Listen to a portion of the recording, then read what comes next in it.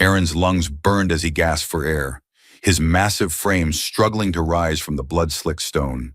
The cave mutant lay dead behind him, its grotesque body still twitching in the final throes of death.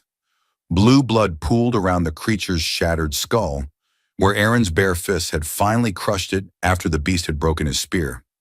His knuckles were raw, torn open to the bone, but he barely felt the pain anymore. Pain had become a constant companion in this exile, a reminder that he was still alive, still fighting. Betisa crouched behind him, her golden hair matted with dirt and cave slime, her pristine dress now torn and stained beyond recognition. She held a sharp rock in her trembling hands, the only weapon she had managed to find in this nightmare. Her eyes were wide with terror, but there was something else there too, something that Aaron had learned to recognize during their weeks together in the wilderness. Determination. This princess, this delicate flower from a crystal palace, had learned to survive. Aaron tried to push himself up, his arms shaking with exhaustion. Every muscle in his genetically enhanced body screamed in protest. He had been magnificent once, perfect, the pride of the genetic engineering program. Now he was just a weapon without a wielder, a monster cast out into the wild. His enhanced senses picked up movement at the cave entrance before his brain could process the information. The smell of ozone and metal, the distinctive hum of charging weapons. He turned his head, too slowly, far too slowly. His body was done. 3 weeks of constant running, fighting, and surviving on scraps had depleted even his superhuman reserves. The paralysis dart hit him in the neck with a soft thwick sound that seemed to echo in the sudden silence of the cave. Aaron felt his legs give out immediately, the neurotoxin racing through his bloodstream faster than even his enhanced metabolism could fight. He crashed onto the stones, his vision already beginning to blur. Through the growing darkness, he saw Dorianen step over the mutant's corpse, his boots splashing in blue blood. The mercenary commander was smiling, that same predatory grin Aaron had seen countless times before, back when they both served in the colonial forces. But now Dorianen wore the colors of a different master, the deep purple and silver of House Meridian, Betisa's father's rivals. His armor was sleek and expensive, powered by micro-reactors that hummed with barely contained energy. Dorianen reached down and grabbed Betisa by her braided golden hair, yanking her head back brutally. She cried out, more in anger than pain, and tried to stab him with her rock. He caught her wrist easily, twisting until the makeshift weapon clattered to the ground. Aaron tried to move, tried to reach for her, but his body was betraying him. The paralysis was complete now, spreading from his neck down through his chest, his arms, his legs. He could only watch, helpless, as Dorianen dragged Betisa toward the cave entrance. The last thing Aaron saw before darkness took him was Betisa's face, turned back toward him. She wasn't crying. Her jaw was set, her eyes burning with defiance. She mouthed something he couldn't quite make out. Then the darkness swallowed everything. The electric shock brought him back to consciousness with the subtlety of a hammer blow. Aaron's body convulsed, every nerve ending screaming at once. His eyes snapped open and he tried to lunge forward, instinct overriding thought. But something stopped him. Energy crackled around his body, a shimmering field of force that turned every attempt at movement into agony. He was suspended in midair, spread eagle inside what looked like a transparent cage of pure electricity. A stasis field.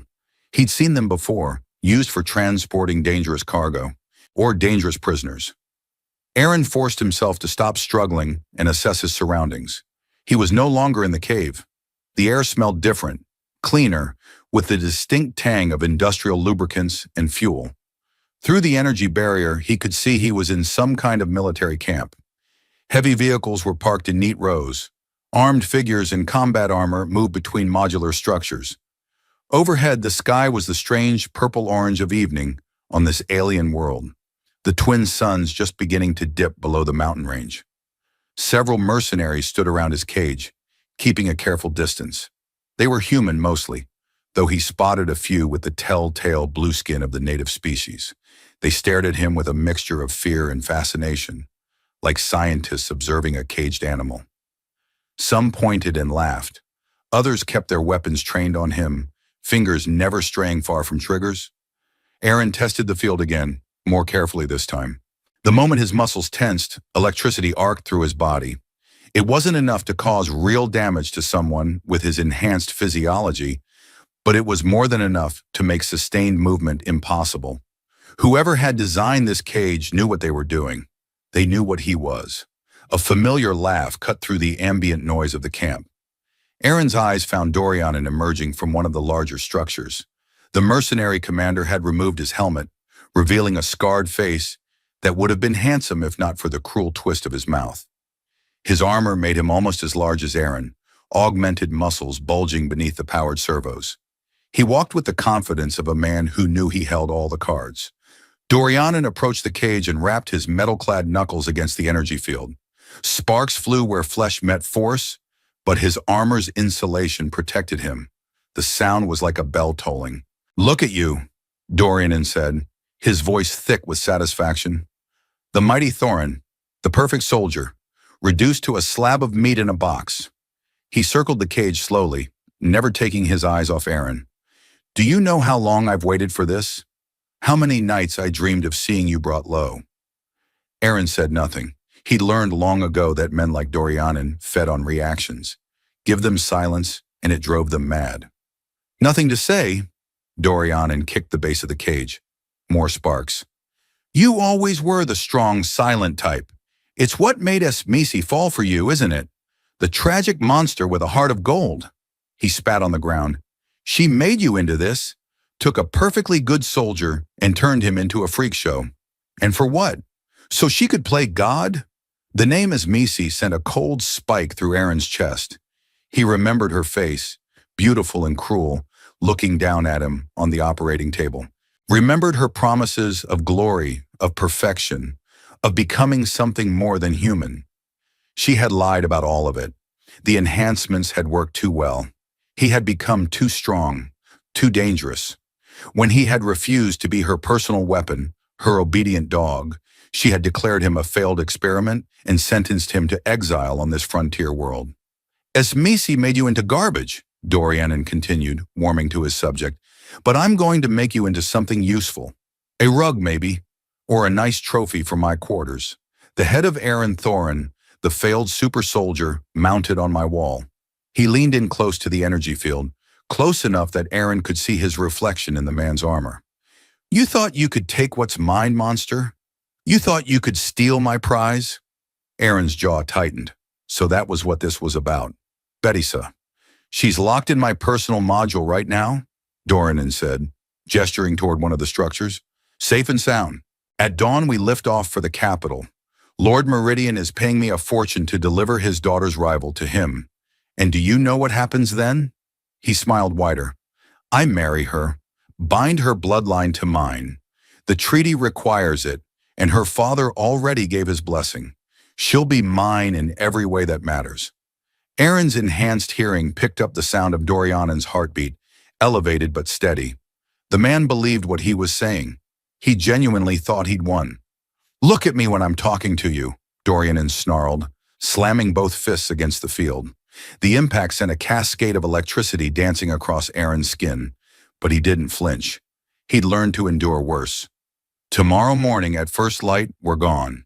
And you'll still be here, rotting in this cage until I decide what to do with you. Maybe I'll sell you to a fighting pit, or maybe I'll just leave you here to starve. Either way, you lose. The monster always loses." Dorianin turned and walked away, barking orders at his men.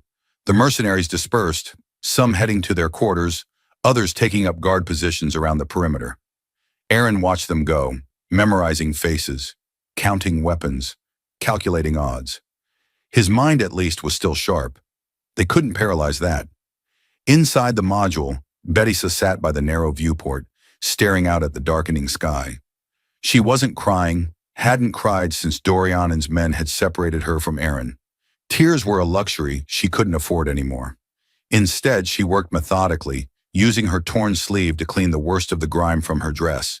It was a futile gesture, she knew. The fabric would never be pristine again, but the action gave her something to focus on, besides the fear gnawing at her insides. The door hissed open and Dorianin entered, filling the small space with his bulk. He'd removed most of his armor, revealing the muscled frame beneath. He was conventionally handsome, Betty supposed, in the way predators were beautiful just before they struck. His eyes raked over her, assessing, possessive.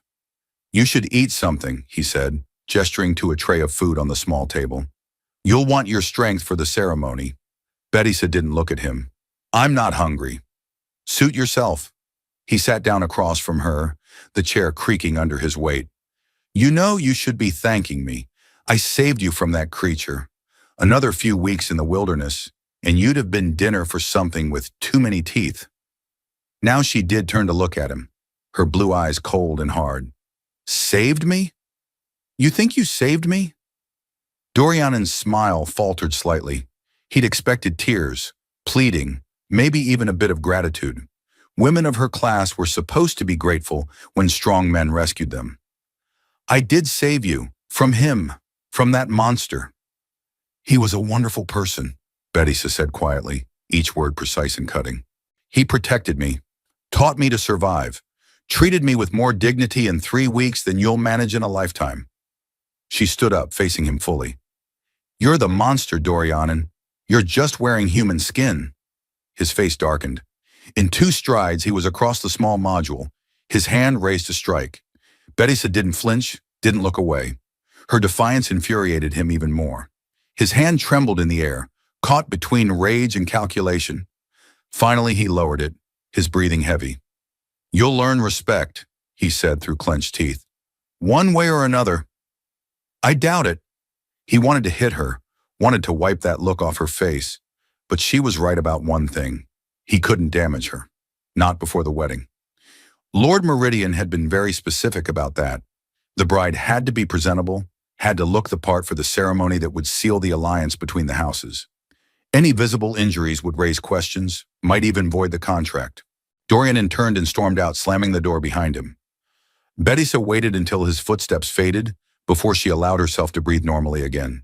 Her hands were shaking, but not from fear, from anger, from determination. She returned to the viewport and looked out at the camp.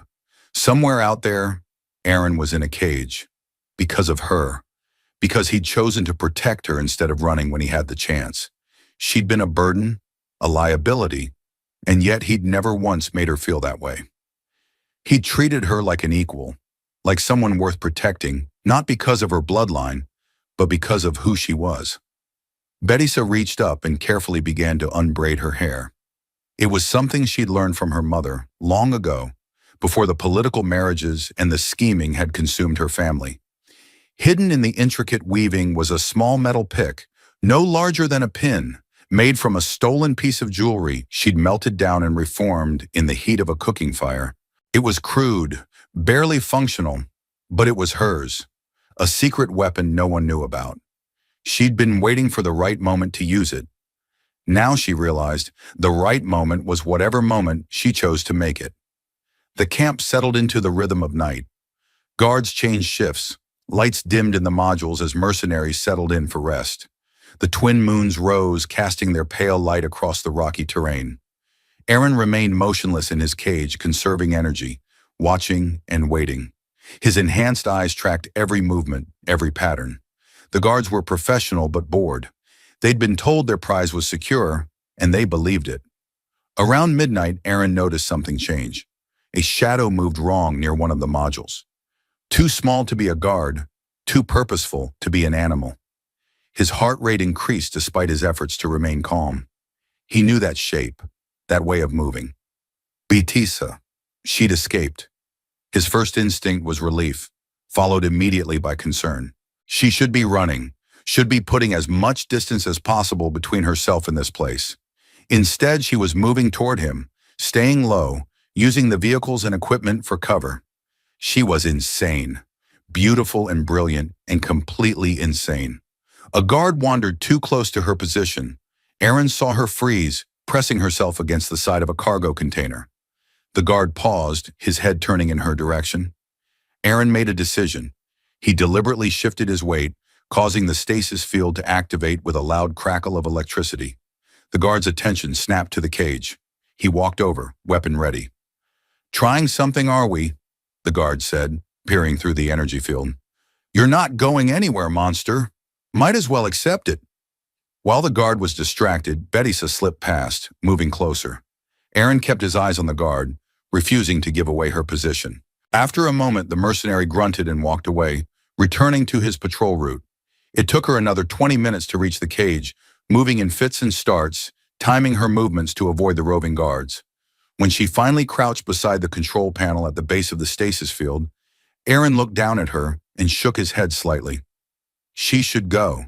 She should save herself. Betisa looked up at him and shook her head right back. She pulled the metal pick from her hair and examined the control panel. It was a complex piece of technology, far beyond anything she'd been trained to understand. But she'd watched Dorianen's technicians work on it earlier, had memorized the sequence of buttons they'd pressed. Aaron whispered down to her, his voice barely audible even to his own ears. "Red wire.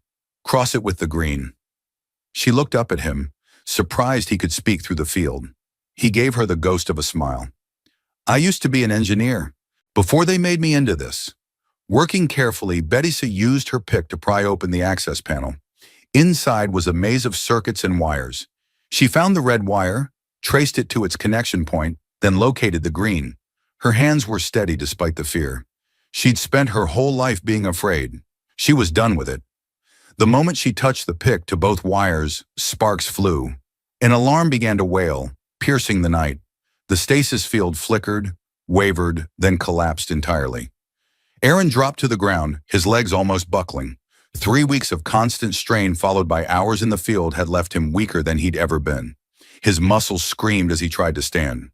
Betisa was at his side immediately, pulling something from the small bag she'd stolen from the medical supplies.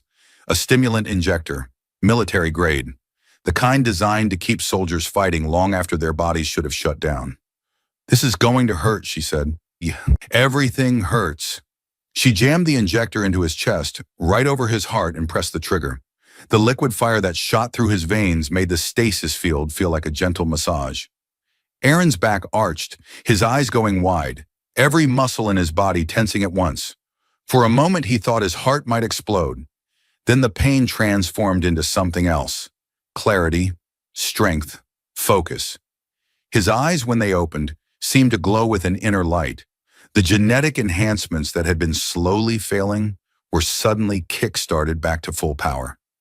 His breathing steadied, his wounds stopped bleeding.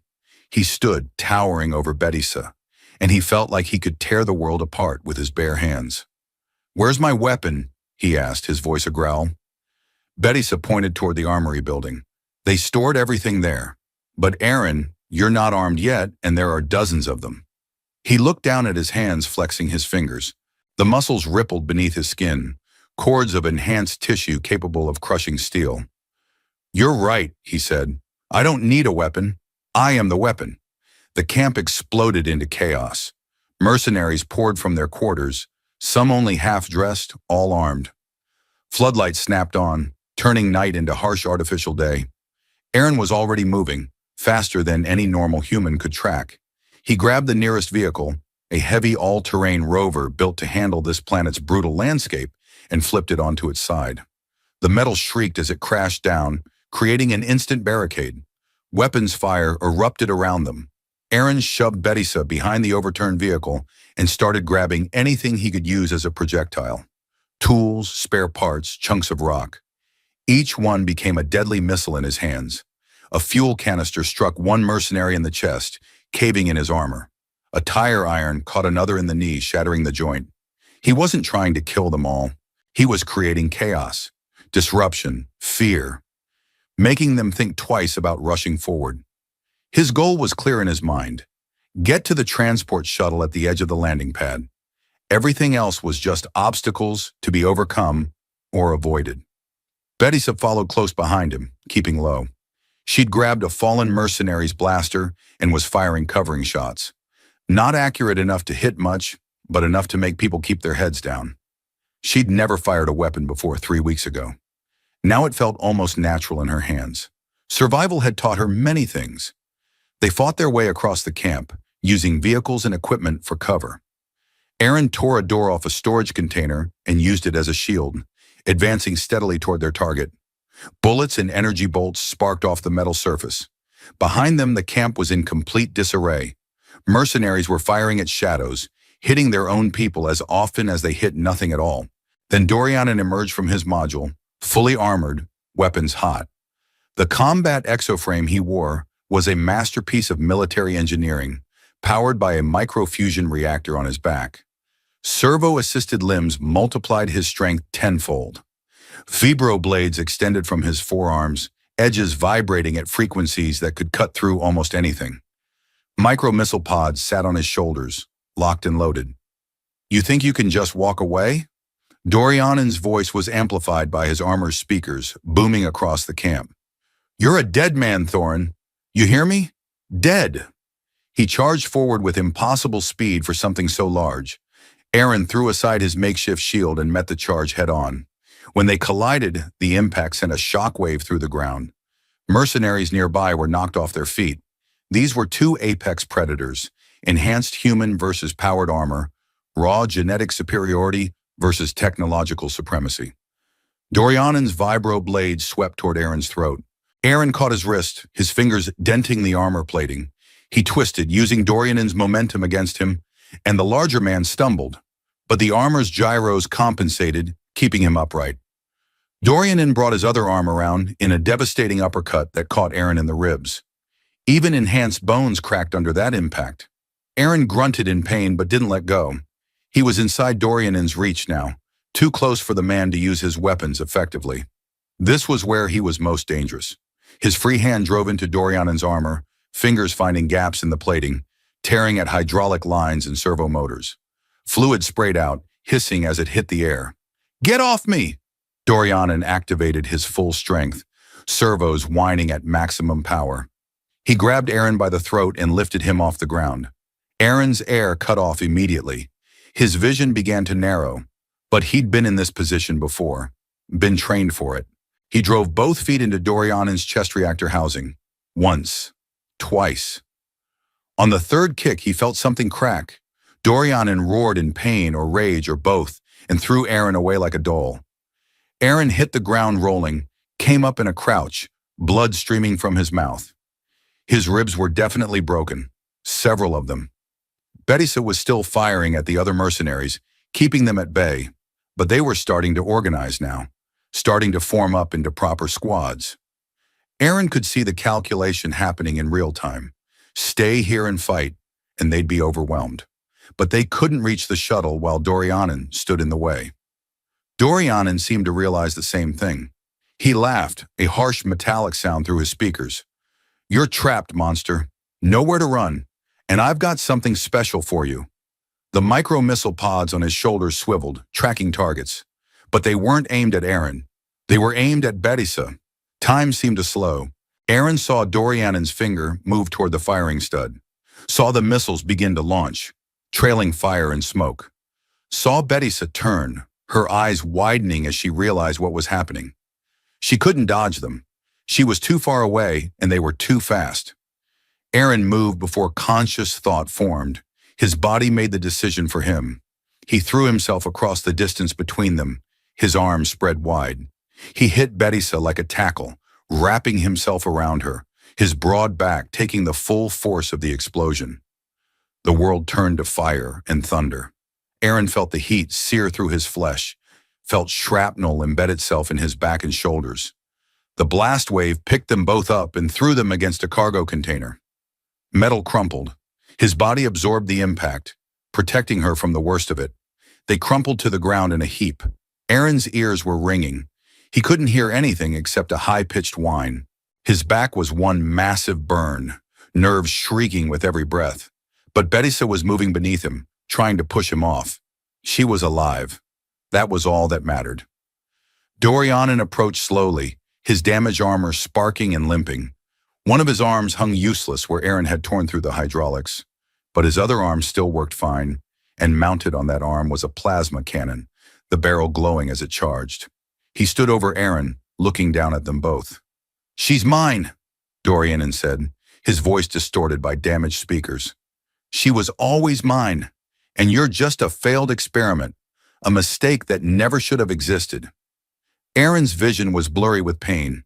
He could feel his consciousness slipping, the massive trauma finally overwhelming even his enhanced healing.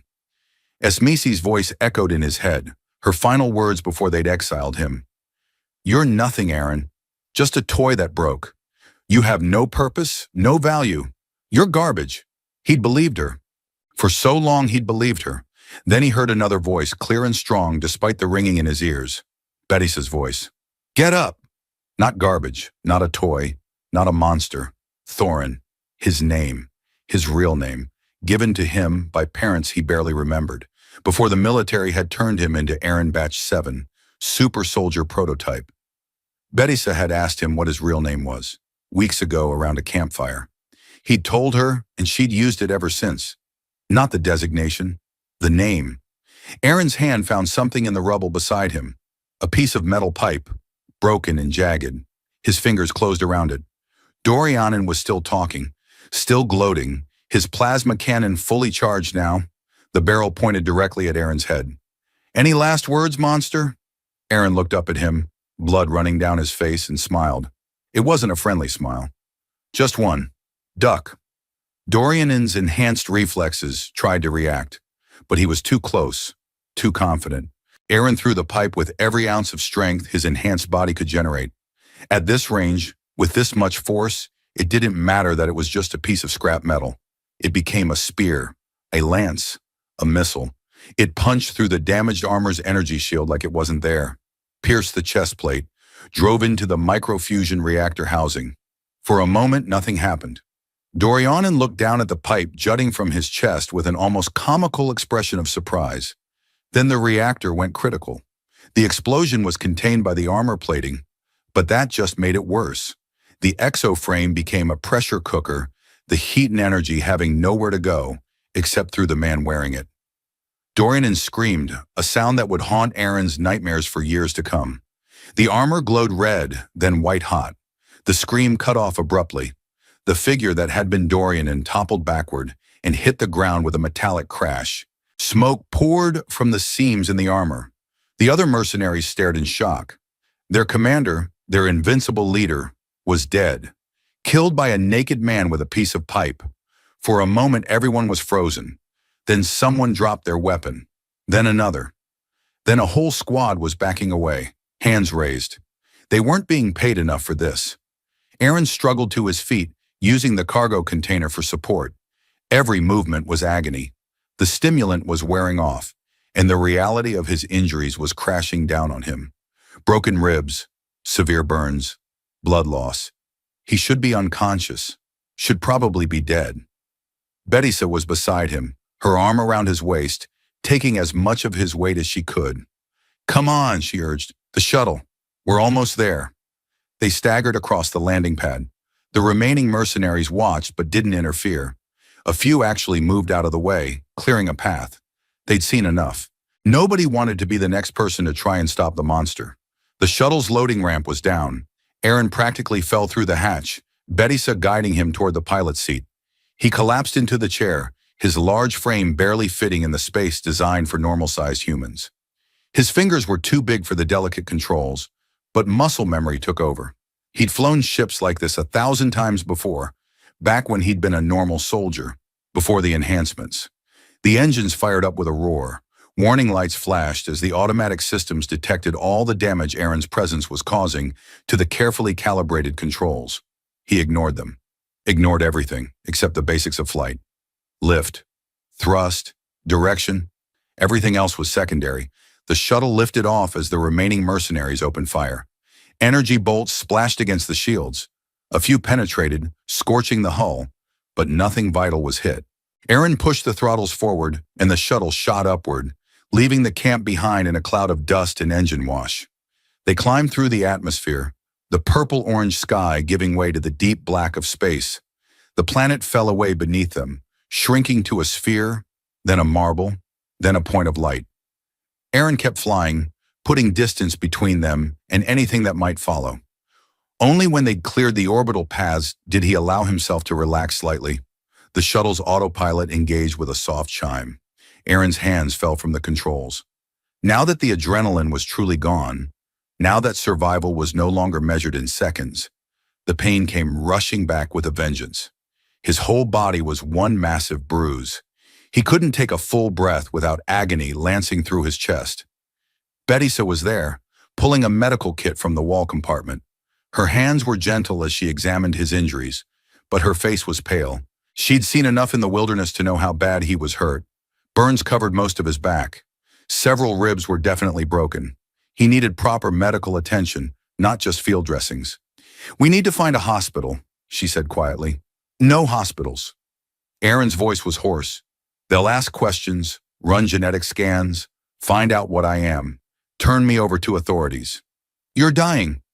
"I've been dying since Esmisi made me into this." He turned his head to look at her. "But I'm not dead yet. I'm harder to kill than that."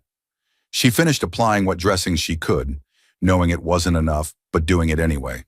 Then she moved to the navigator station and brought up the star chart.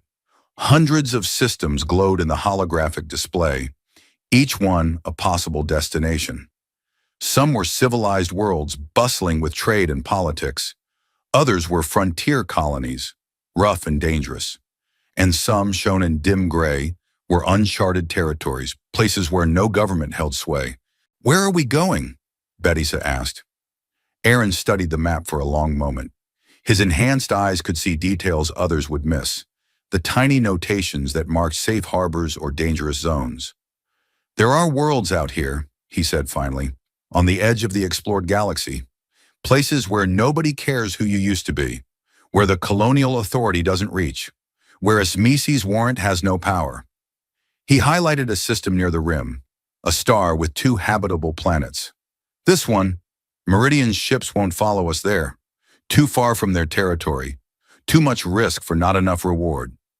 Betisa looked at the coordinates, calculating the distance. It would take weeks to reach, even with the shuttle's hyperdrive. Weeks alone with him in this tiny ship. Weeks running from a past that would never quite let them go. "I can drop you somewhere first," Aaron said, misreading her silence. "Somewhere civilized. You could contact your family, explain what happened. They'd send ships to retrieve you. You'd be safe." "Safe?" She turned to look at him. "I've been safe my whole life, Aaron. Safe in my father's palace, surrounded by guards and servants and protocols. Safe from everything except the endless scheming, the political marriages, the alliances that required me to be a piece on someone else's game board." She moved closer, her hand finding his. "I was a prisoner in a golden cage. You know what it's like to be a prisoner. You know what it means to have your life decided by others." Aaron looked at their joined hands. His was so much larger than hers, scarred and brutal. Hers was delicate, soft, the hand of someone who'd never known real work. And yet here she was, holding on to him like he was an anchor in a storm. "You could have a life," when he said, "a real life. Not running, not hiding. You could go back to what you were." "What I was?" She laughed, but there was no humor in it. "I was a decoration, a beautiful thing to be admired and bartered. My opinions didn't matter. My desires didn't matter. All that mattered was my bloodline and my value as a political tool." She squeezed his hand. "These past weeks, running through the wilderness, fighting to survive, nearly dying a dozen times, I've been more alive than I ever was in that palace." "You could die out there," Aaron said, gesturing at the endless stars beyond the viewport. "On the frontier, death is common. Quick or slow, violent or quiet. But always there, always waiting." "Then I'll die free," Betisa said simply. "And I won't die alone." Aaron had no response to that. He'd spent so long thinking of himself as a monster, as something that needed to be isolated, contained, that the idea of someone choosing to stay with him was almost incomprehensible. But here she was, making that choice, not because she had to, not because someone forced her, because she wanted to. "The journey won't be easy," he said finally. "Nothing worthwhile ever is." He smiled at that, a real smile this time, not the predatory baring of teeth he used in combat. "You've changed, Your Highness. Don't call me that. I'm not a princess anymore. I'm just Betisa, and you're just Thorin." Just Thorin. He liked the sound of that. Aaron programmed the coordinates into the navigation system and engaged the hyperdrive. The stars outside the viewport began to stretch, pulling into long streams of light as the shuttle punched through the fabric of space. The universe blurred, and then they were traveling faster than light, leaving everything behind. The journey took 3 weeks. 3 weeks in a small shuttle with limited supplies and even more limited space. They rationed carefully, ate sparingly, and made the most of what they had. Aaron's injuries healed slowly, his enhanced physiology working overtime to repair the damage. Betisa tended to him when the pain was bad, changing dressings, monitoring his vitals, making sure infection didn't set in. They talked, really talked, in a way they'd never been able to in the wilderness, when every moment was focused on survival. Aaron told her about his life before the enhancements, about being a boy on a colony world, dreaming of the stars, about joining the military to see the galaxy, about being selected for the program because of his genetic markers, told he'd be special, important, a hero. Betisa told him about growing up in the palace, about the endless lessons in etiquette and politics, about learning to smile while her father negotiated with men who looked at her like she was currency, about the relief she'd felt when she heard about the war, thinking maybe she'd finally have a purpose beyond being married off for political gain. They discovered they had more in common than either had expected. Both had been tools of others' ambitions. Both had wanted to be more than what they were allowed to be. Both had been prisoners of expectation and duty, and slowly, tentatively, something else grew between them. Not the desperate bond of survival that had formed in the wilderness, but something deeper. Understanding, companionship, trust, maybe even love, though neither of them said the word. It felt too dangerous to name it, like naming it might break the spell. When they finally dropped out of hyperspace, the destination system filled the viewport. 2 planets orbited a yellow-white sun. The inner planet was too hot, a mercury-like ball of scorched rock. But the outer planet was beautiful. It hung in space like a blue-green gem, continents of deep violet vegetation separated by vast oceans of liquid water. Cloud formations swirled in the atmosphere, creating patterns that seemed almost artistic. Scans showed abundant life, no intelligent species, breathable air, a paradise untouched by civilization. No cities, Betisa observed, reading the scanner data. No settlements. Nobody's even laid claim to this world. Too far out, Aaron explained. Too expensive to establish a colony here when there are easier targets closer to the core worlds. This place is worthless to the corporations and governments. But not to us. No, not to us. They brought the shuttle down through the atmosphere, the hull heating from friction, the craft shaking as it fought against gravity. Aaron found a landing spot near an ocean bay, on a stretch of beach that seemed stable enough. The shuttle settled onto the sand with a groan of stressed metal. They'd pushed the little craft beyond its design limits. It had earned its rest. The hatch opened and they stepped out onto an alien world that would be their home. The air smelled clean, like ocean spray and vegetation. The sand was pale blue, almost white, and fine as powder. The ocean stretched to the horizon, its waves gentle and rhythmic. Above them, the sky was a deeper blue than Earth's, with just a hint of purple at the edges. Behind the beach rose a forest of trees unlike anything on Earth. Their trunks were thick and purple-barked, their leaves a deep violet that rustled in the breeze. Aaron could hear animals moving in the underbrush. Nothing large or threatening, just the sounds of life going about its business. They spent the first week surviving, just as they had on the frontier world, building a shelter from the shuttle's remains and local materials, finding fresh water, learning which plants were edible and which would make them sick, setting up traps for the local wildlife, creatures that looked like a cross between rabbits and birds, with soft blue fur and the ability to glide short distances. But this was different from before. They weren't running now, weren't hiding. They were building, creating something that was theirs. The shelter grew from a simple lean-to into a proper house. Aaron's strength made short work of the heavy construction, hauling logs that would have taken a crew of normal humans to move. Betisa proved to have an eye for design, laying out rooms that made sense, that felt like a home rather than just a survival box. They salvaged what they could from the shuttle, power cells to provide electricity, water recyclers for clean drinking water, medical supplies, though they hoped not to need them. The ship's computer became their library and entertainment system, loaded with thousands of books and movies and music. Months passed. The house was finished, solid and strong, built to last. They'd cleared a garden plot and planted seeds from the shuttle's survival stores, experimenting to see what would grow in the local soil. Some crops failed, others thrived beyond expectation. They learned through trial and error, making mistakes and correcting them. Aaron found peace in the physical labor, chopping wood, carrying water, tending the garden, simple tasks that required his strength but not his violence. He was still massive, still enhanced, still technically a weapon. But here, alone with Betisa, he didn't have to be that. He could just be a man, working with his hands, building a life. Betisa bloomed in the freedom, without the constraints of court life, without the need to be always perfect, always appropriate. She discovered parts of herself she'd never known existed. She was strong, capable, resourceful. She learned to fish in the ocean, to track animals in the forest, to fix broken equipment with clever improvisation, and slowly the distance between them vanished entirely. They'd started as captor and captive, predator and prey, become allies then friends. Now they were something more, partners, equals. Two people who'd found each other in the worst circumstances imaginable and somehow made it work.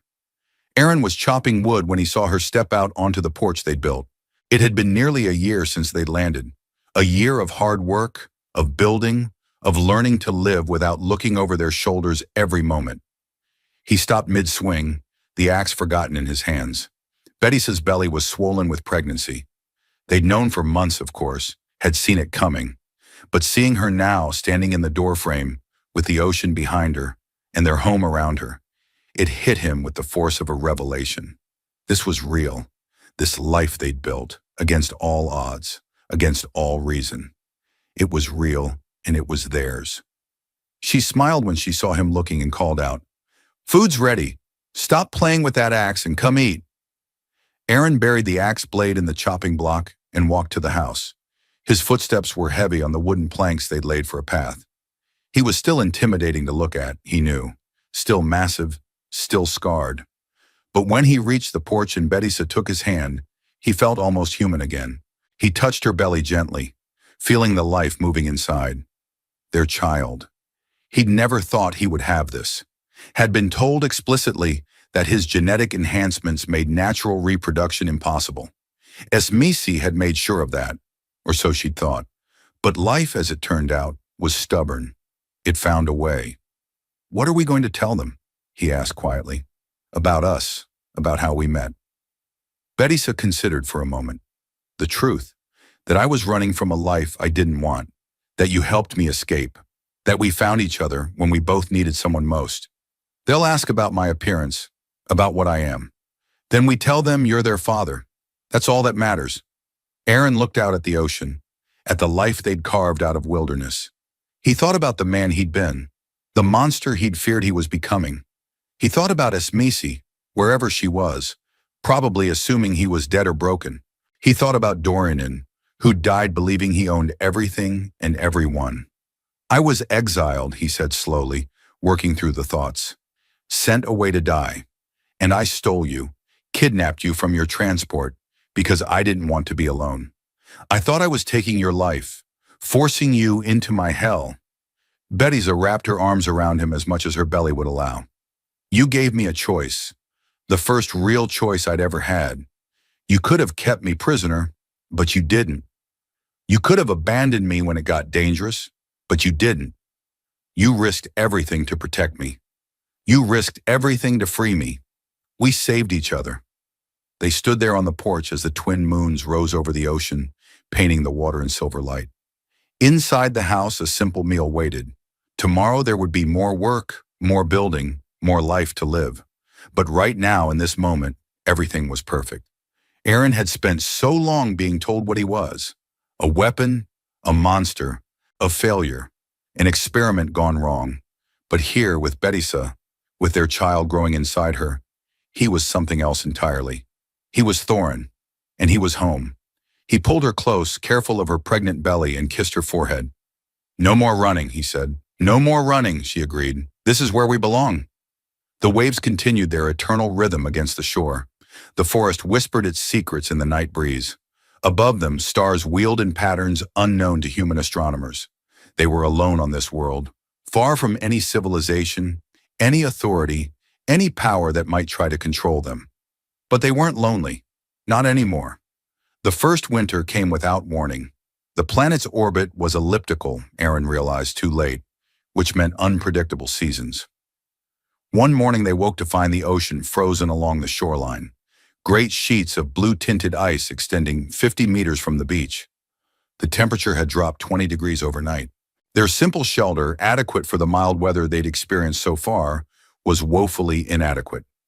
Aaron spent that entire day reinforcing the walls, packing mud and moss between the logs to seal gaps. His breath came out in white clouds as he worked, his enhanced metabolism burning through calories at an alarming rate just to keep warm. Betisa worked inside, building up the fire, preparing hot meals from their dwindling stores. They'd been careless, assuming the mild weather would continue. Assumption was a luxury they couldn't afford. That night, huddled together under salvaged thermal blankets from the shuttle, they heard something moving outside, heavy footsteps crunching through frozen vegetation. Aaron grabbed the metal pipe he'd been using as a makeshift weapon and moved to the door. Through a gap in the logs, he saw it. The creature was massive, easily 3 times the size of Earth's largest bears. Its fur was thick and white with pale blue undertones, perfect camouflage against the ice and snow. 6 powerful legs supported a barrel-shaped body. Its head was broad and flat, with 4 eyes arranged in a square pattern, giving it nearly 360-degree vision. When it opened its mouth, Aaron counted 3 rows of serrated teeth. It was sniffing around their shelter, drawn by the smell of their food stores. Its claws, each as long as Aaron's forearm, scraped against the logs as it tested their structure. The wood groaned under the pressure. Aaron calculated quickly. The shelter wouldn't hold if the beast decided to push through. He looked back at Betisa, saw the fear in her eyes, but also the determination. She'd grabbed a sharp piece of metal, ready to fight if it came to that. But fighting this thing inside their cramped shelter would be suicide. He needed to draw it away, into the open where he could use his speed and strength. Aaron took a deep breath, steadied himself, then burst through the door with a roar that surprised even him. It was pure animal aggression, the sound of a predator claiming territory. The white beast jerked back, startled, its 4 eyes focusing on this new threat. For a moment they stared at each other, 2 apex predators assessing, calculating. Then the beast charged. Its 6 legs gave it incredible stability on the frozen ground. Aaron barely had time to dodge, rolling to the side as the creature's jaws snapped shut where his head had been. He came up swinging the metal pipe, striking the beast's flank. The impact would have shattered human bones, but it barely seemed to notice, its thick hide and muscle absorbing the blow. The beast turned faster than something that large should be able to, its rear claws finding purchase on ice that would have sent a human sliding. It swiped at Aaron with one massive paw, claws extended. He blocked with the pipe, but the force of the impact sent him sprawling. The metal pipe went flying, disappearing into the snow. Aaron rolled to his feet, now weaponless. The beast advanced slowly, learning from its mistake, not rushing in. It was intelligent, this thing. Knew how to hunt. Aaron backed up, leading it away from the shelter, buying time while his mind raced through options. He couldn't outrun it, couldn't overpower it in a straight fight, but he could outsmart it. His foot hit something beneath the snow, one of the wooden stakes they'd been using for the garden fence. Sharp point, hardened in fire. Not ideal, but better than nothing. Aaron grabbed it, whirled, and as the beast lunged, he dove forward under its attack, driving the stake up into its exposed underbelly. The beast's roar of pain shook the air. It reared back, trying to dislodge the stake, giving Aaron precious seconds. He spotted his pipe in the snow, grabbed it, and when the beast came down on all 6 legs again, he was ready. He swung with everything he had, targeting one of its front legs at the joint. Bone cracked. The leg buckled. Now the beast was wounded, enraged, and even more dangerous. It lunged again, Abandoning caution, driven by pain and fury, Aaron met its charge, timing it perfectly. He dropped to his back at the last second, planting his feet against the beast's chest as it rushed over him, using its own momentum to flip it.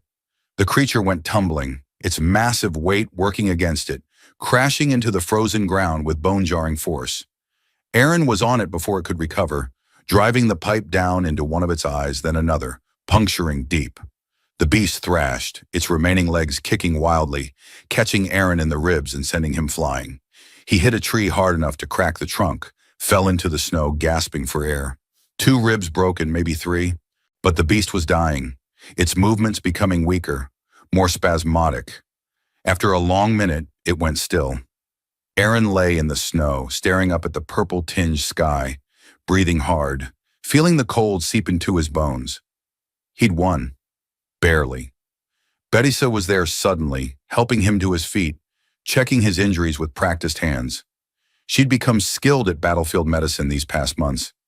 Together they stumbled back to the shelter, leaving the dead beast where it had fallen. Tomorrow, if they survived the night, they'd harvest what they could from the carcass. The meat, the hide, the bones. Nothing would be wasted. The winter stretched on for what felt like an eternity. They learned to adapt, learned the patterns of this world's brutal cold season. More of the white beasts appeared, drawn by desperation and hunger.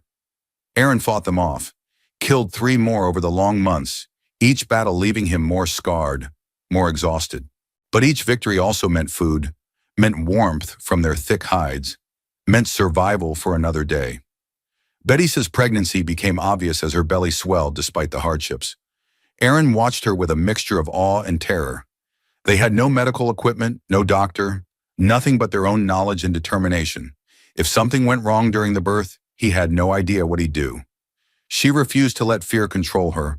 When she wasn't helping with survival tasks, she was preparing for the baby, making clothes from salvaged fabric and beast hide, gathering soft moss for bedding, boiling water to sterilize their crude tools. She'd found an old medical manual in the shuttle's database and read it obsessively, memorizing procedures, understanding complications.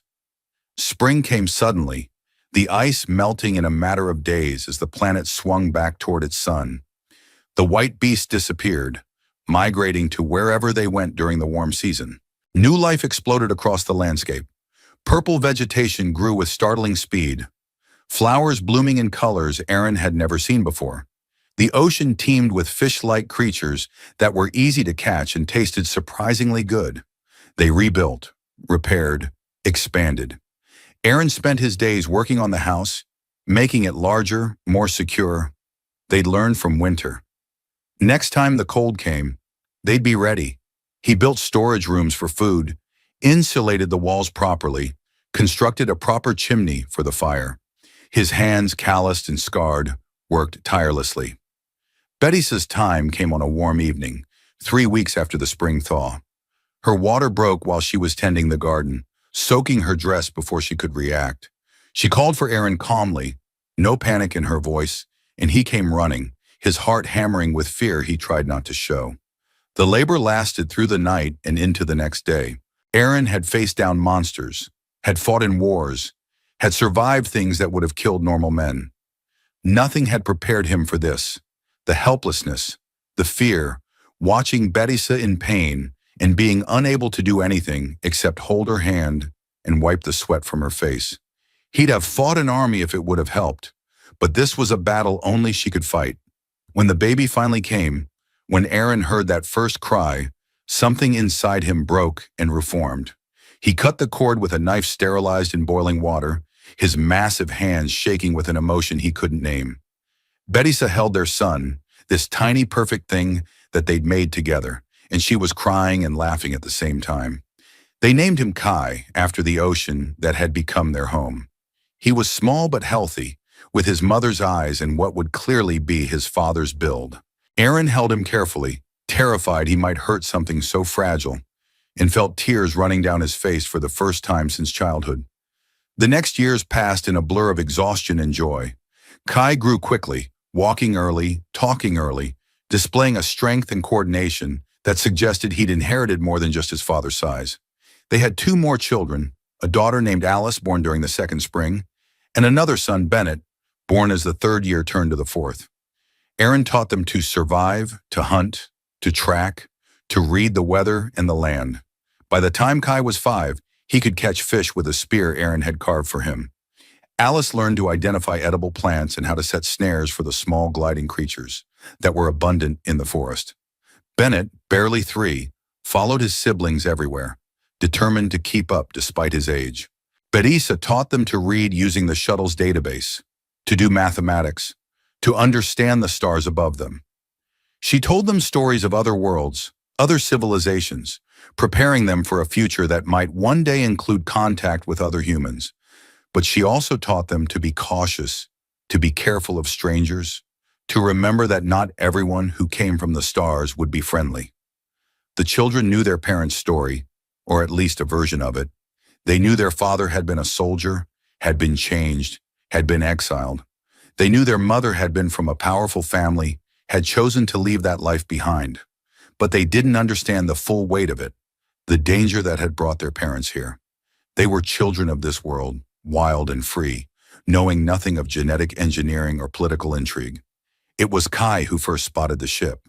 He was 8 years old, climbing the tall purple trees with the fearlessness of youth when he saw the contrail in the sky, a ship entering atmosphere, slowing as it descended, searching. Aaron saw it too, felt his blood run cold. They'd been here 6 years without contact. He'd started to believe they were truly alone. The ship landed several kilometers up the coast, far enough that Aaron couldn't see it directly, but close enough that smoke from its landing burn was visible. He gathered his family quickly, weapons ready, prepared to run if necessary. But the ship didn't come searching for them. Instead, after several hours, a small group of people emerged and began setting up camp on the beach. Aaron watched them through the shuttle's salvage binoculars. 5 people, all human, no armor, no military bearing. They moved like civilians, unpracticed, setting up shelters clumsily. One of them, a woman with dark hair, kept looking around nervously as if expecting attack. Another, a thin man with a limp, was organizing supplies. They looked like refugees. "Should we contact them?" Berisa asked quietly. Kai stood beside her, trying to look through the binoculars, curious about these strangers. Aaron thought about it carefully. 6 years of isolation had made him paranoid, made him see threats everywhere. But these people didn't look like mercenaries, didn't look like they were here hunting anyone. They looked lost, desperate, searching for exactly what he and Berisa had found here, a place to start over. "We watch them first," Aaron decided. "Learn who they are, what they want." He watched them for 3 days, creeping close enough to hear their conversations. Their names were Eddie, Frank, Cynthia, Alex, and Arlene. They were outcasts like him and Berisa, though their crimes were different. Eddie had been a political dissident, speaking out against corporate control of colony worlds. Frank was a deserter from the colonial military, tired of enforcing unjust laws. Cynthia was a geneticist who'd refused to work on weapons development. Alex and Arlene were a couple who'd fled an arranged marriage decree. They'd pooled their resources, bought a ship, and fled into unexplored space, hoping to find somewhere they could live in peace. This world, remote and unclaimed, had seemed like a gift. They had no idea someone else was already here. On the 4th day, Aaron made his decision. He walked out of the forest alone, unarmed except for a knife at his belt, and approached their camp. The 5 newcomers scrambled for weapons, shocked at this sudden appearance. Then they got a good look at him, at his size, at the obvious signs of genetic enhancement, and fear replaced surprise. "I'm not here to hurt you," Aaron said, stopping 10 meters from their camp, hands visible and empty. "This is my home, but it doesn't have to be only mine." Eddie, who seemed to be their spokesman, stepped forward cautiously. He was middle-aged, scarred from old injuries, with the bearing of someone who'd seen too much. "We didn't know anyone lived here. The scans showed no settlements, no signs of civilization." "That's intentional," Aaron said. "We came here to disappear." "We?" Frank asked, his hand still on his weapon. "My family and I. We've been here 6 years." The 5 exchanged glances. Cynthia, the geneticist, was staring at Aaron with professional interest. She'd recognized what he was, had probably worked on similar programs herself. You're enhanced, she said. Military grade, if I'm not mistaken. Project Titan, maybe. Or one of the later derivatives. Aaron's jaw tightened. He hated being analyzed, classified, treated like a specimen. But he answered, Project Prometheus, Batch 7, the only survivor. The only survivor? Cynthia's eyes widened. I heard about Prometheus. They said all the subjects died or were terminated. All but me. I was exiled instead, sent here to die slowly. But you didn't die, Eddie said, understanding dawning. You survived, built a life. Yes. And now we're here, intruding on that life. Arlene spoke up, her voice apologetic. She was young, probably barely 20, with kind eyes. We'll leave. Find another world. We don't want to cause problems. Aaron studied them, these 5 desperate people who'd risked everything for freedom, just like he had. He thought about turning them away, maintaining his isolation, keeping his family safe from any potential threat. It would be the cautious choice, the smart choice. But isolation had its own costs.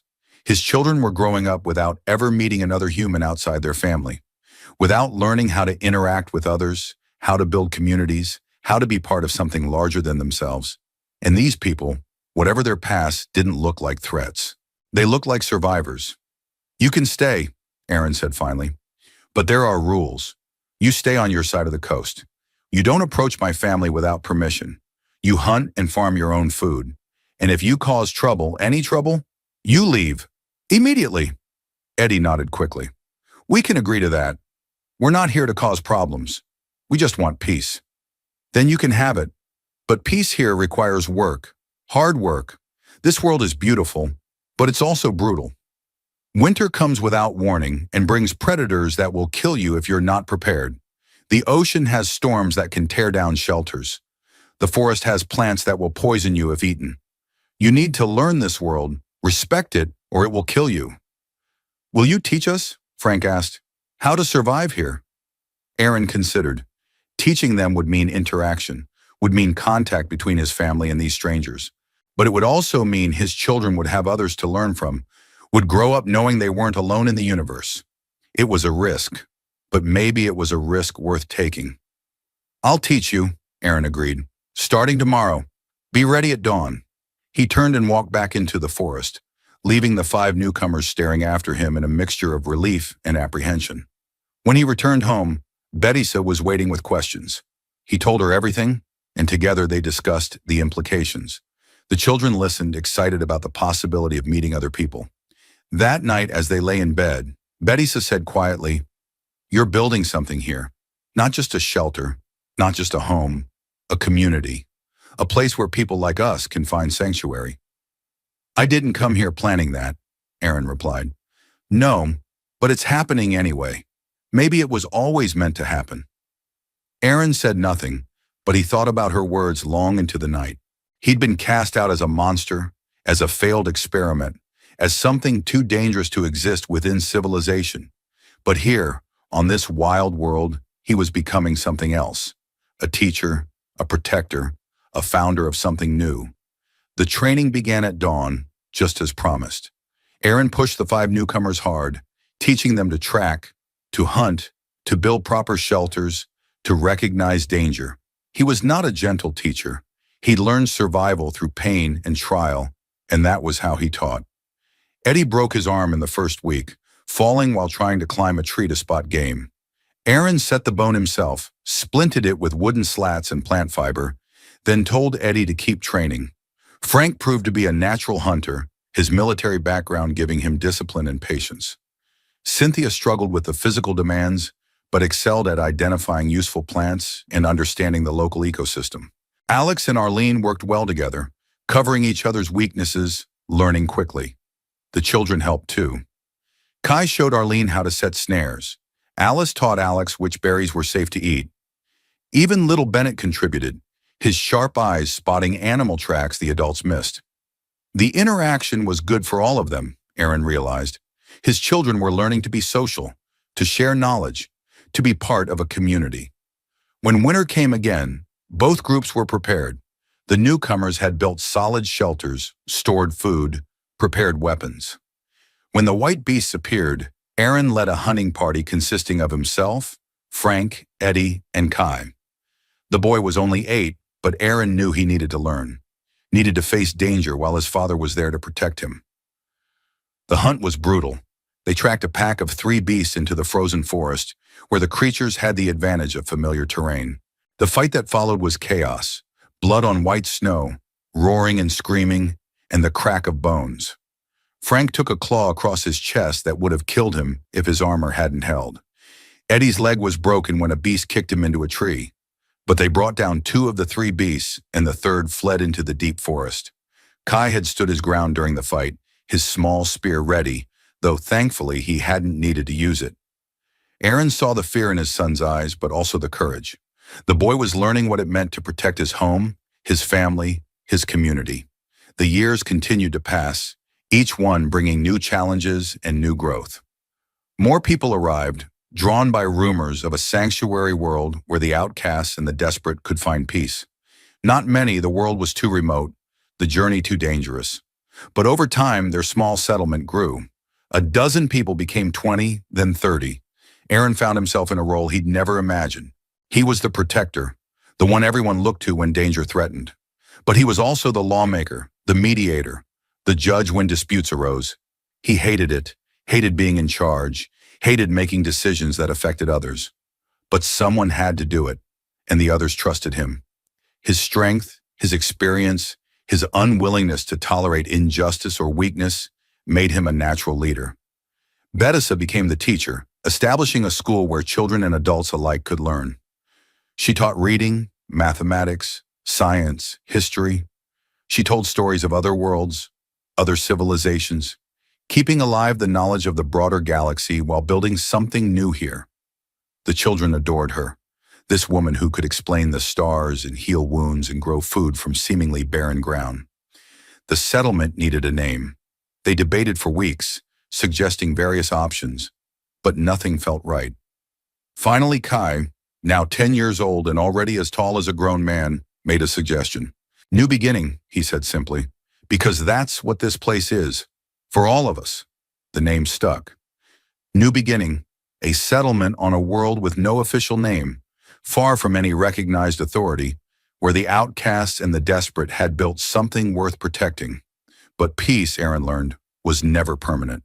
It had been 8 years since the battle with Dorianin, 8 years since they'd arrived on this world, when the ship appeared.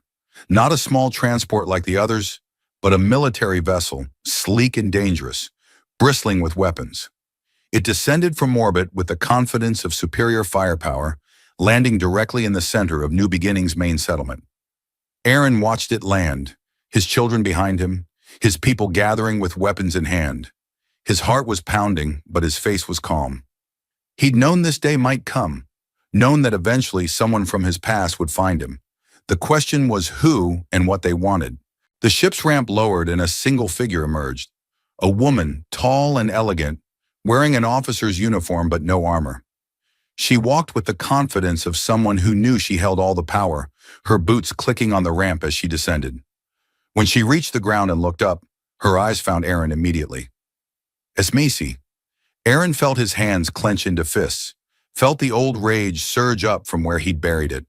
This woman had made him what he was, had turned him from a man into a weapon, had sentenced him to exile when he refused to be her obedient monster. She'd haunted his nightmares for years, but he didn't move, didn't attack. His children were behind him. His people were watching. He was not the same man he'd been 8 years ago. He had control now, had purpose beyond violence. Esmisi stopped 10 meters away, looking around at the settlement with an expression of genuine surprise. Well, she said, her voice exactly as he remembered it, smooth and cultured and utterly without remorse. This is unexpected. I sentenced you to die alone and miserable, Aaron.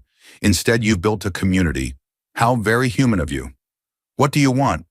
Aaron's voice was level, controlled. Want? I don't want anything from you.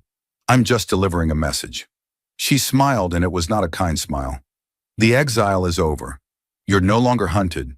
Your sentence has been commuted. Aaron stared at her, suspicion immediate. Why? Because you're no longer relevant. The program that created you has been shut down. The war that necessitated super soldiers is over. You're just another genetic curiosity now, harmless and forgotten." She looked around again. "Though I must admit, finding you here like this, it does raise some interesting questions. Questions about genetic engineering and natural selection, and whether my creations can truly be called failures." "I'm not your creation," Aaron said quietly. "I'm my own person." "Are you?" As Smisi stepped closer, studying him with clinical interest. "Look at you. Look at this place.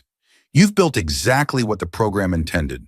A strong community led by a superior specimen. You've bred successfully, spreading your enhanced genetics to a new generation. You've established dominance over this environment and everyone in it. If anything, you're proof the program worked." "No." Betisa stepped forward, standing beside Aaron. "He's proof that people are more than what others make them, that we can choose our own path, our own destiny.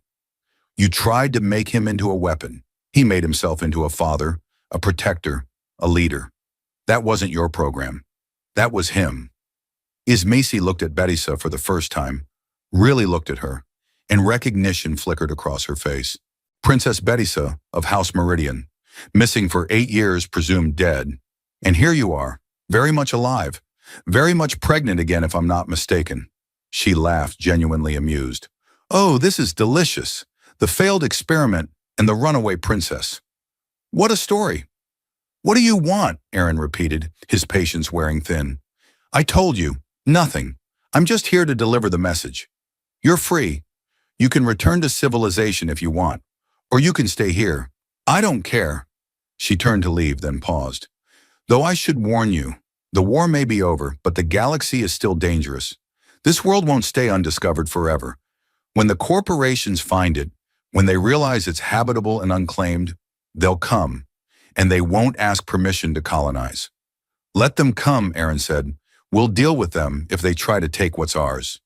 Esmisi looked back at him, her expression unreadable. "Maybe you're not a failed experiment after all. Maybe you're exactly what I intended you to be. A survivor, the strong root of something new." She walked back to her ship without another word.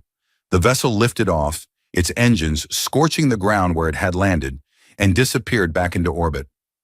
Aaron stood watching until it was gone, Betisa's hand in his children pressed close. His people gathered around, questions on their lips, but he had no answers to give them, only a warning. "She was right about one thing," he said.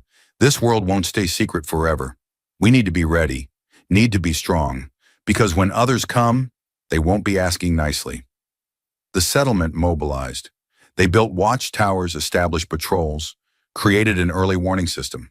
They trained everyone who was able, teaching them to fight, to defend, to protect what they'd built. Iran pushed them hard, knowing that soft people wouldn't survive what was coming, and come it did, 2 years later. 3 corporate ships landed simultaneously, disgorging hundreds of colonists and security forces. They had official documents, legal claims, declarations from distant governments that meant nothing here but carried weight in the galaxy at large. They demanded the settlement vacate the land they'd claimed for a new corporate colony. Aaron met them with 100 armed settlers, men and women who'd learned to fight not for conquest, but for survival. Behind them stood the settlement of New Beginning, grown to house over 200 people. Families, children, homes built with sweat and blood. "This land is ours," Aaron said simply. "We've lived here for 10 years. We've earned it. You want it, you'll have to take it from us." The corporate commander, a man named Harrison who'd probably never faced real resistance in his life, looked at the ragged band of settlers and laughed. "You can't be serious. We have superior numbers, superior weapons, and legal authority. Stand aside or be removed." Aaron didn't move, neither did his people. They discussed this, knew the risks, knew they might die, but they also knew they had nowhere else to go. This was their home, their only home. They would not abandon it without a fight. The standoff lasted 3 days. The corporate forces tried intimidation, tried negotiation, tried bribery. Nothing worked. On the 4th day, they attacked. It was meant to be a show of force, non-lethal, designed to scatter the settlers and break their will. It turned into a massacre, but not the massacre the corporations expected. Aaron had learned much in 10 years of surviving on this world, had learned its secrets, its dangers, its rhythms. He'd also learned to use those things as weapons. When the corporate forces advanced, they walked into carefully prepared traps, pitfalls covered with vegetation, stakes hardened in fire waiting at the bottom, tripwires triggering deadfalls of heavy logs, arrows fired from concealed positions in the trees. The settlers fought with primitive weapons but modern tactics. Bows and spears wielded by people who'd learned to hunt creatures far more dangerous than other humans. They fought not as soldiers, but as desperate people defending their homes, and that made them more dangerous than any trained army. Aaron himself became a whirlwind of violence, just as he'd been designed to be. But now he fought not for politicians or corporations, not for territory or resources. He fought for his children, for his wife, for the community he'd helped build. And that made all the difference. The battle lasted 6 hours. When it was over, the corporate forces had retreated back to their ships, leaving behind their dead and wounded. The settlers had casualties too. Good people who'd died defending their home. Aaron stood among the bodies, his hands stained with blood, and felt the weight of leadership like never before. The corporate ships left the next day, but Aaron knew they'd be back, with more forces, more weapons, more determination. The galaxy didn't take kindly to people who defied its authority, but for now they'd won, had proven they were willing to fight, willing to die if necessary. That night, as they buried their dead and tended their wounded, Betisa found Aaron sitting alone on the beach, staring out at the ocean. She sat beside him, taking his hand. "I thought I was done with war," he said quietly. "I thought I'd left that behind." "You're not fighting for the same reasons anymore," she replied. "You're not a weapon now. You're a protector. There's a difference." "Is there? I still kill. Still use the strength Esmisi gave me to destroy. You use that strength to protect, to defend, to give others the chance at peace that you found." She squeezed his hand. "You didn't choose what you were made into, but you've chosen what you've become. And you've become a good man, Aaron. A good father. A good leader." He turned to look at her. This woman who'd seen him at his worst and chosen to stay anyway. Who'd stood beside him through battles and hardships and 10 years of building a life from nothing. She was older now, lines around her eyes, silver beginning to show in her golden hair. But to him, she was still the princess he'd stolen, the woman who'd freed him from his cage in ways that had nothing to do with locks and keys. "I thought I had stolen your life," he said, echoing the thought that had haunted him for years. "Taken you from wealth and comfort and safety, dragged you into this. You gave me a choice," Betisa said, "the first real choice I'd ever had. And I chose this, chose you, chose this life. I'd make the same choice again, every time." Aaron pulled her close, feeling her warmth, her strength, her absolute certainty. In the distance, he could see the lights of new beginning, could hear the voices of his people, could imagine his children sleeping safely in their beds. This was his life now, not the one he'd planned, not the one anyone had chosen for him, but his, earned through struggle and sacrifice, and the determination to be more than what others said he could be. The corporations would come back, other threats would emerge. Life on this world would never be easy, would never be safe, but it would be theirs, built by their hands, protected by their strength, a place where the outcasts and the desperate could find belonging. He was no longer Aaron, Batch 7, failed super soldier. He was Thorin, father and husband and leader, and he was home. 5 years passed after the corporate battle, 5 years of relative peace, though Aaron never truly relaxed his guard. New Beginning grew to nearly 400 people, a proper town now with organized streets, communal buildings, a council of elders to help make decisions. Aaron remained the unofficial leader, the protector everyone looked to when danger threatened, but he was no longer alone in bearing that burden. Kai was 15 now, towering over most adults despite his youth. His inherited strength was obvious, his reflexes sharp, his instincts for survival refined by a lifetime on this brutal world. He'd already killed his first white beast during the last winter, standing shoulder to shoulder with his father in battle. Aaron was proud of him, but also worried. The boy had inherited more than just physical traits. He'd inherited the capacity for violence, the potential to become a weapon, just like his father. Alice was 12, quick and clever, with her mother's intelligence and her father's stubbornness. She'd organized the younger children into an effective scouting network, teaching them to watch the perimeter, to spot danger before it arrived. Bennett, at 10, was the quiet one, thoughtful and careful, already showing an aptitude for crafting and building that reminded Aaron of his own engineering days. It was Bennett who first noticed something was wrong. He'd been working on reinforcing the watchtower's foundation when he found the tracks. Not white beast tracks, not any local predator. These were boot prints, heavy and deliberate, leading away from New Beginning into the deep forest. Fresh, maybe a day old at most. Aaron examined the tracks carefully, his enhanced senses picking up details others would miss. The stride length suggested someone tall and strong. The depth of the impressions indicated heavy equipment or armor, and the direction they led suggested reconnaissance, someone scouting the settlement from a distance. Could be a survivor from the corporate attack, Frank suggested. He'd become Aaron's second in command over the years, a capable fighter and tactical thinker. Someone who went into hiding, waiting for a chance to report back. Or it could be someone new, Eddie added. The political dissident had aged well, his scars making him look distinguished rather than damaged. Another ship could have landed while we were focused on the settlement. Aaron nodded slowly. Either way, we need to find out. Kai, Alice, you're with me. Frank, organize patrols around the perimeter. No one goes anywhere alone until we know what we're dealing with. They tracked the prints for 2 days, moving carefully through the purple forest. The trail led them far from New Beginning into territory they rarely ventured. The trees here were older, thicker, their canopy blocking out most of the sunlight. Strange sounds echoed through the darkness, the calls of creatures they'd never encountered before. On the second night, they found the camp. It was small, well hidden, built by someone who knew how to avoid detection. A single shelter made from local materials, a fire pit carefully positioned to disperse smoke, supplies stored efficiently, and sitting by the fire, sharpening a knife with methodical precision, was a woman.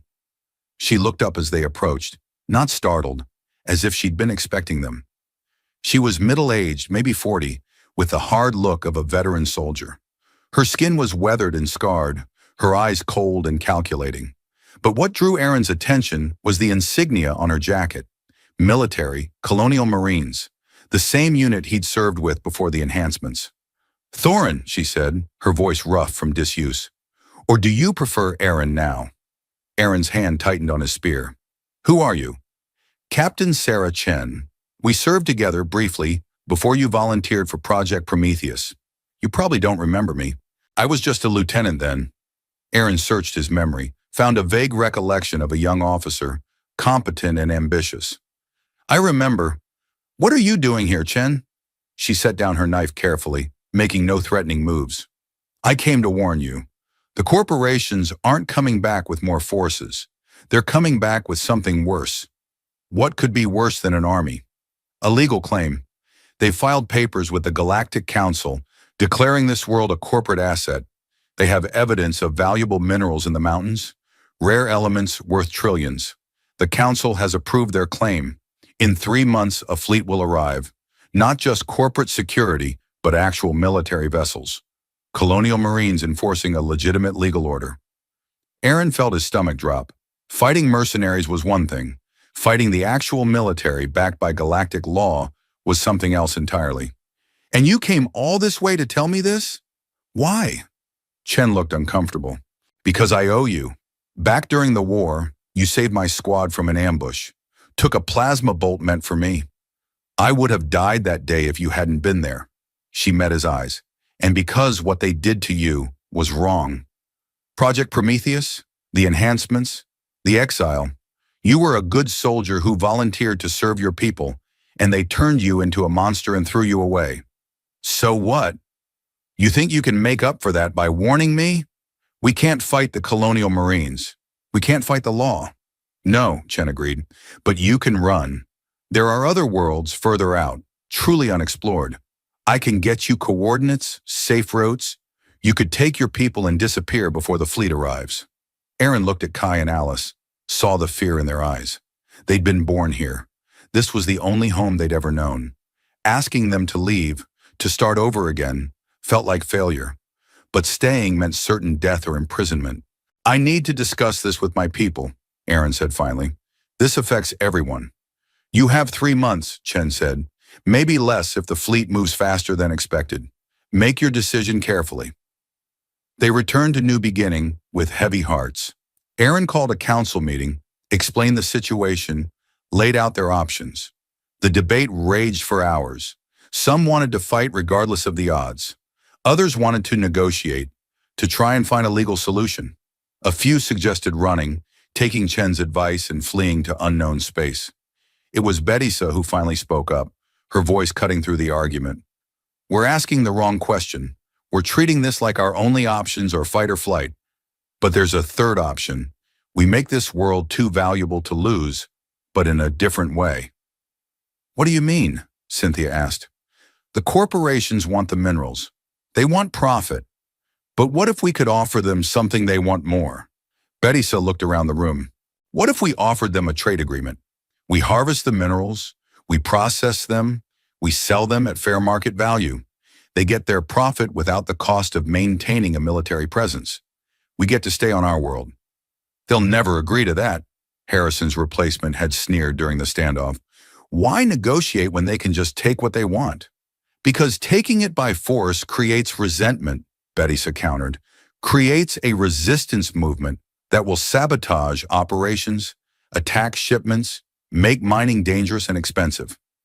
But a trade agreement with willing partners who know this world's dangers, who can work the mines safely and efficiently, that's valuable. That's worth negotiating for. Aaron saw where she was going. We position ourselves as necessary, make it clear that mining this world without us would be costly, dangerous, potentially impossible. Then offer them the easy solution. Exactly, we're not asking for charity. We're offering a business arrangement. The debate continued, but the tide had shifted. A plan began to form. They would make contact with the corporations, offer terms before the fleet arrived. Show them that cooperation was more profitable than conquest. It was a gamble, but it was better than the alternatives. Chen agreed to carry the message, using her military credentials to get an audience with corporate leadership. She left the next morning, promising to return with their response. Aaron watched her go, hoping they'd made the right choice. The 3 months passed in a blur of preparation. They surveyed the mountains, located the mineral deposits Chen had mentioned. They were extensive, far more valuable than they'd realized. They also identified the hazards, the unstable geology, the dangerous wildlife, the extreme weather patterns that would make mining treacherous for anyone unfamiliar with the world. They documented everything, created detailed reports, built a case for why they were essential to any mining operation, and they trained constantly, preparing for the possibility that negotiation would fail and they'd have to fight after all. Kai threw himself into the training with frightening intensity. Aaron watched his son become harder, more dangerous, and worried what that meant for the boy's future.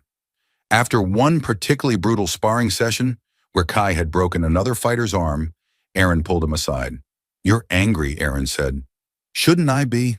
These people want to take our home, want to force us out or enslave us to work their mines. Why shouldn't I be ready to fight them? Being ready to fight and wanting to fight are different things. I've seen that anger, Kai. I've felt it. It's the same rage that made me into what I was, that turned me into a weapon for others to use. Aaron gripped his son's shoulder. Don't let their threat turn you into a monster. That's what they want.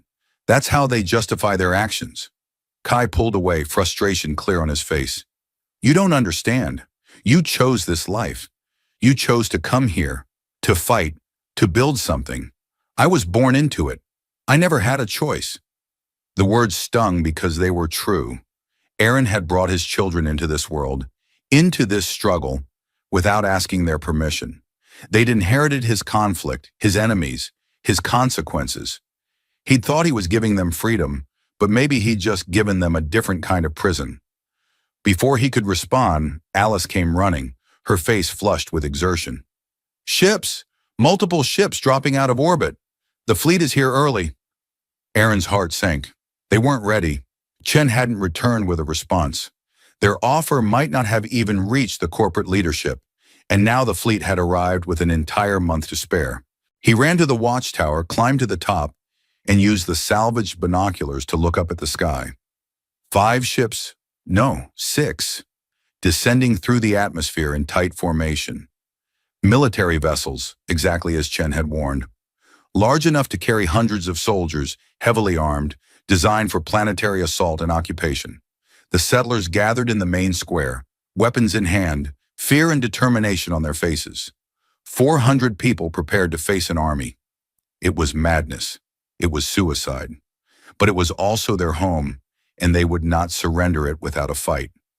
The ships landed in a clearing 5 kilometers from New Beginning, close enough to be threatening, but far enough to avoid immediate conflict. Aaron organized a delegation, taking Frank, Eddie, and Betisa with him. Kai insisted on coming too, and Aaron didn't have the heart to refuse. His son deserved to see how this ended, one way or another. They approached under a white flag, a universal symbol of truce. The fleet had deployed soldiers in a defensive perimeter, dozens of them in full combat armor. But they didn't fire, didn't attack. That was something at least. A figure emerged from the central ship, flanked by officers. To Aaron's surprise, it was Chen, but she wasn't alone. Beside her walked a man in civilian clothing, expensive suit, corporate insignia, and behind them in chains was someone Aaron never expected to see again. Esmisi. She looked different than she had 5 years ago. Thinner, harder, with the look of someone who'd fallen far from power. Her uniform was gone, replaced by a prisoner's coveralls. She wouldn't meet his eyes. The corporate representative, who introduced himself as Director Walsh, smiled warmly. Thorin, or should I call you Aaron? Captain Chen has told me much about you and your settlement. Quite impressive, what you built here. What's going on? Aaron asked, confused by the lack of hostility. Negotiations, Walsh said simply. Captain Chen delivered your proposal. We found it intriguing, profitable even, but there were complications. Certain individuals who had personal stakes in seeing this world colonized by force. He gestured at Esmisi. She tried to sabotage the deal, claimed you were dangerous, that the settlement should be destroyed as a threat to galactic security. But Captain Chen provided evidence of her crimes, her illegal experiments, her unauthorized exile orders. She's been arrested, will stand trial for her actions. Aaron stared at Esmisi, saw the defeat in her eyes. Justice, after all these years. But it felt hollow somehow. Revenge wasn't as satisfying as he'd imagined. We're here to formalize the agreement, Walsh continued. New Beginning remains autonomous. You manage the mining operations, we provide equipment, and handle distribution. Profits are split 70-30 in your favor. In exchange, you agreed to galactic oversight, regular inspections, adherence to labor and environmental standards. It's a good deal, Thorn. Better than you'd get anywhere else. Aaron looked at his delegation, saw the hope on their faces. It wasn't perfect, wasn't complete independence, but it was survival. It was home. We'll need guarantees, protection from future corporate claims, legal recognition of our sovereignty. Already drafted, Walsh pulled out a datapad. New Beginning is officially recognized as an independent settlement with mining rights to this world. No one can take that from you without your consent. The negotiations continued through the day. Details were hammered out, terms refined, agreements reached. By evening, they had a contract. New Beginning would remain free, would grow and prosper through legitimate trade rather than isolation and conflict. It wasn't the outcome Aaron had expected, but it was better than war. That night, as they celebrated in the settlement, Aaron found himself back on the beach, watching the ocean. Betisa joined him, as she always did. We did it, she said softly. Found a way to be part of the galaxy without being consumed by it. Chen made it possible. If she hadn't helped, hadn't pushed for negotiations, she saw what I saw. That you're more valuable as a partner than as an enemy. That what we've built here is worth preserving. Betisa leaned against him. You were so afraid of being a weapon, but you became a builder instead. That's what changed everything. Aaron thought about Kai, about the anger he'd seen in his son's eyes. I hope the children understand that. Hope they see that strength isn't just about fighting, that protecting something sometimes means finding ways not to fight. They'll learn, just like we did. In the distance, the lights of New Beginnings shone warm and welcoming. The fleet ships sat dark on the horizon, but they represented trade now, not conquest. A new chapter was beginning, one where the outcasts and the desperate had found not just survival, but legitimacy, where a monster had become a man and a stolen princess had become the architect of peace. "I thought I had stolen your life," Aaron said one final time, the old fear surfacing. Betisa turned to face him, her hands on his scarred face. "You freed me, freed yourself, freed all of us. That's the truth. That's what matters." He was no longer Aaron, Batch 7, failed super soldier. He was Thorin, father and husband and leader. And he was home,